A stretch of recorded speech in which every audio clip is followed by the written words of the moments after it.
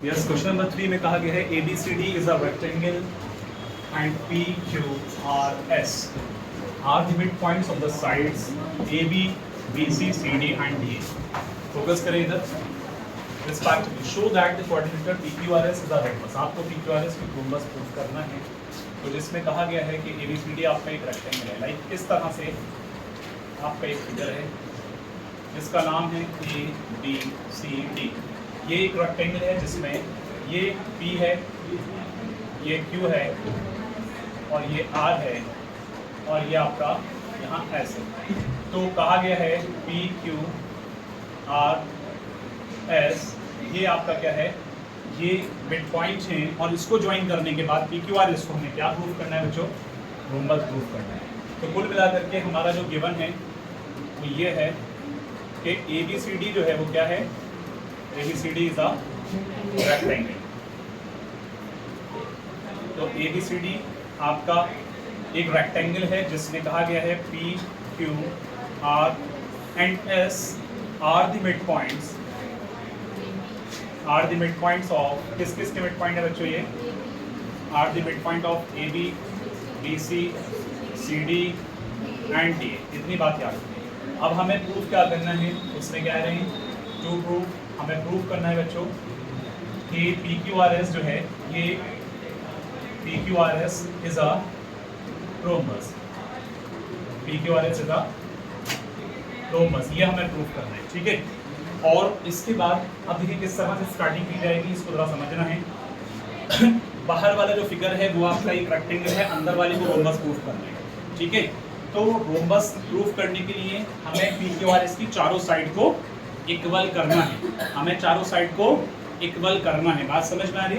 तो इसके लिए हम क्या करेंगे, यहाँ बेटा ईशान इधर गेट को बंद कर दीजिए थोड़ा सा, आप रिकॉर्डिंग चलिए। यहाँ देखें, मैं बात कर रहा था कि सबसे पहले अगर मैंने A से C को ज्वाइन किया तो एक मुझे ट्राइंगल मिलता है ABC। तो सबसे पहले इस ट्राइंगल को फॉलो कर रहे हैं, इन ट्राइंगल ABC जिसके अंदर P and Q are the mid points.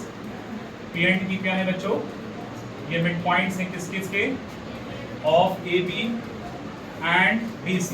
एक बात ये, जब ये इसके मिड पॉइंट हैं तो हम कहेंगे by midpoint theorem, by midpoint theorem हम कह सकते हैं कि PQ is parallel to AC and PQ is equal to half of AC। एक बात ये आ गई, ये आपकी फर्स्ट इक्वेशन है। इतना क्लियर?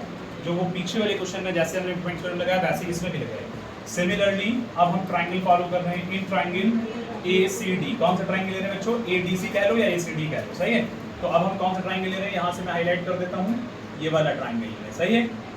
पहले हमने कौन सा ट्राइंगल लिया था? ABC लिया था, ठीक है। तो इसका नाम है ADC। तो ADC लेने पर हमारे R and S are the midpoints, are the midpoints,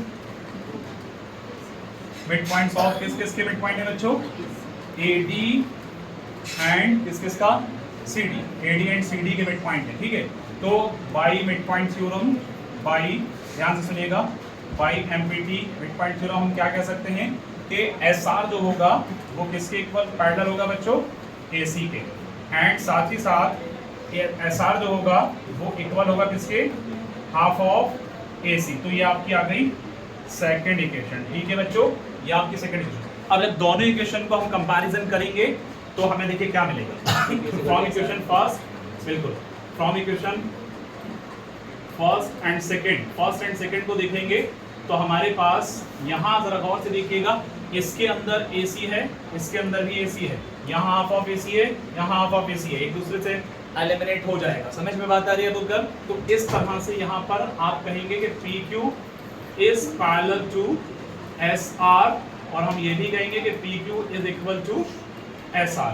तो जाहिर है कि यहाँ ये दोनों चीजें जब किसी भी क्वाड्रिलेटरल का एक पेयर इक्वल और पैरेलल हो गया तो वो क्या होगा? पैरेललोग्राम हो जाएगा। तो हम यहाँ कहेंगे, क्या कहेंगे कि PQRS, बच्चे बात करें जरा फोकस करें, PQRS इज अ पैरेललोग्राम। तो PQRS क्या हो गया बच्चों? एक पैरेललोग्राम। असल में PQRS को हमें क्या प्रूफ करना है? रोम्बस। तो रोम्बस प्रूफ करने के लिए इसकी चारों साइड को, अब जब पैरेललोग्राम हो गया तो इस बात से समझ में तो ये आता है कि भाई इसका ये वाली साइड इस साइड के इक्वल और पैरेलल है, और ये वाली साइड, ये वाली, ये साइड इस साइड के इक्वल और पैरेलल है। इतनी बात समझ में आती है। तो लेकिन मुझे चारों साइड को इक्वल करना है, तब ये रोम्बस होगा। तो इसके लिए मुझे क्या ऐसा करना चाहिए कि यहाँ पर अगर ज़रा गौर से देखेंगे आप, अभी मैं हाईलाइट कर रहा हूँ थोड़ा सा, देखिएगा यहाँ अगर गौर से देखेंगे कि ये वाला एक ट्राइंगल नजर आ रहा है बच्चों, रेड कलर से मैंने हाईलाइट किया, देखिएगा फिर एक ये वाला और एक ट्राइंगल ये वाला, ये नजर आता है सबको, ठीक है। इसका नाम है RDS, इसका नाम है RCQ। ध्यान से अब हम एक ट्राइंगल को फॉलो करें, इसकी हेल्प से हमें चीजें आगे मिलेंगी। तो नाउ यहाँ पर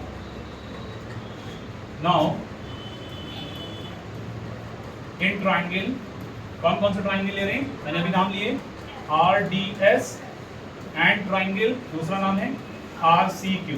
तो RDS और RCQ के अंदर क्या क्या चीजें नजर आती हैं। सबसे पहला स्टेप तो यह है कि ये 90 और ये 90 है कि नहीं है। क्यों? क्योंकि ABCD के एंगल है, और ABCD क्या था बच्चों, ABCD एक रेक्टेंगल था। जब रेक्टेंगल है तो उसका हर एक एंगल 90 डिग्री का होगा, ठीक है बच्चों। तो एंगल मैं इसमें कह सकता हूँ angle D is equal to, इसके अंदर RDS के अंदर D, RCQ के अंदर C, तो यहाँ कहेंगे ईच 90। बात समझ में आ रही है। एक चीज है, दूसरी चीज क्या है, दूसरी चीज के ये SD जो है ना, S मिड पॉइंट किसका है प्यारे बच्चों, AD का। तो ये AD इस लाइन के रेक्टेंगल में, अगर मैं पूरे रेक्टेंगल की बात करूं, ध्यान से सुनिएगा, फिगर की तरफ देखते हुए, AD इक्वल भी है BC के और पैरेलल भी है, क्योंकि ये रेक्टेंगल है ABCD। अब इसका S मिड पॉइंट है तो इसका आधा हो गया, Q मिड पॉइंट है ये इसका आधा हो गया। इतनी बात समझ में आती है। तो इसका मतलब SD CQ के इक्वल होगा, SD किसके इक्वल होगा, CQ के इक्वल होगा। तो SD जब CQ के इक्वल है तो हम कहेंगे यहाँ पर हाफ ऑफ किसके किसके हाफ है, ये half of AD and SD AD का हाफ है और CQ BC का हाफ है। इतनी बात सबके समझ में आई है। तीसरी चीज अब्दुर्रहमान क्या आएगी इसके अंदर, सोच के बताइए भाई। R भी तो मिड पॉइंट है, R किसका मिड पॉइंट है, CD का। तो हम कहेंगे RD इज इक्वल टू किसके इक्वल है, CR के, क्योंकि R is the mid point, R is the mid point. इतना क्लियर हो रहा है सबके, R मिड पॉइंट। तो इस जगह हमने तीन चीज ले ली। जब हमारे दो ट्राइंगल के अंदर ये तीन चीजें आ गई तो हम कह सकते हैं देयरफॉर ट्राइंगल, ध्यान से देखिए, triangle RDS is congruent to triangle इसके RCQ के। अब जब ये किसकी वजह से हुआ है, बाई बोले SAS क्राइटेरिया। अब जब यहाँ पर ये कॉन्ग्रुएंट हो गए तो इसकी बची हुई जो साइड्स हैं वो आपस में इक्वल होंगी कि नहीं होंगी। इधर देखते जाइए, अबू बकर, सुदूर, तहा, गफरान, ईशान, सभी लोग फोकस करो। इसकी बची हुई साइड इक्वल होंगी कि नहीं होंगी, यानी ये वाली RDS के अंदर RS साइड और CQR के अंदर या CRQ के अंदर QR साइड। तो हम कह सकते हैं कि RS इज इक्वल टू किसके इक्वल हो गया बच्चों, RQ के इक्वल हो गया। तो ये बाई CPCT आया। अदरवाइज क्लियर हो रहा है।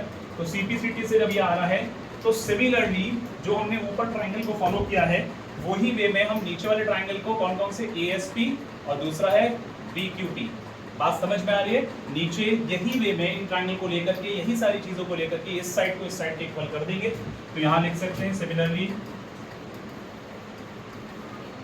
इन ट्राइंगल APS, एक ट्राइंगल APS है ये नजर आ रहा है, और एक ट्राइंगल BPQ है एंड ट्राइंगल BPQ। तो जब यहाँ पर इन ट्राइंगल की मदद से भी आपके पास में, जैसे कि यहाँ RS और QR आया था, यहाँ पर PS और PQ आ जाएगा। पानी पी लो बेटा, पानी पी लो। PS is equal to PQ आ जाएगा। ये किसके, इसी वे में CPCT के थ्रू आ जाएगा। तो आपने इसको बनाया फर्स्ट इक्वेशन और इसको बनाया सेकंड इक्वेशन। हालांकि ऊपर हमने इक्वेशन बना लिए थे, इसको थर्ड बना लेते हैं और इसको हम बना लेते हैं फोर्थ इक्वेशन।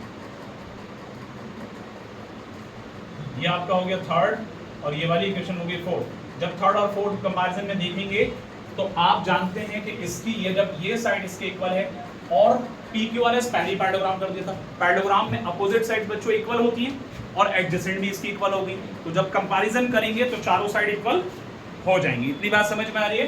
तो यहाँ पर हमने देखा कि PQRS आपस में, एक चीज और लिख देंगे, यहाँ पर अपोजिट साइड पहले से इक्वल थी क्योंकि PQRS को हम पैराडोग्राम प्रूफ कर चुके थे। इस जगह पर मैंने बताया था, ठीक है।